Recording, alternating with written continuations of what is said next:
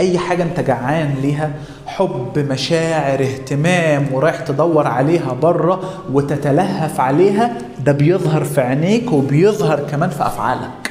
بيبان عليك الشخص دوت مش ممتلئ من جواه، اللي احنا بنسميها مش تقيل. والشخص لما بيشوف اللي قدامه مش تقيل بيستغله وبيحطه في دماغه وياخد منه الحاجة اللي احنا كلنا عارفينها.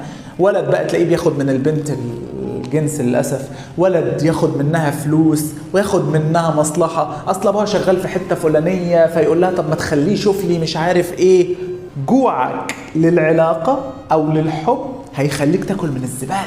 كام زوجة للأسف من اللي عايشين في مجتمعنا دلوقتي برضو كانت جعانة عايزة أحب وأتحب، واختارت أسوأ راجل وندمت على اليوم اللي هي اختارت فيه انها تتجوز، وتقعد تقول لك ملعون ابو الحب، مفيش حاجه اسمها حب، مفيش حاجه اسمها مش عارف ايه، عشان السواد اللي هي شافته.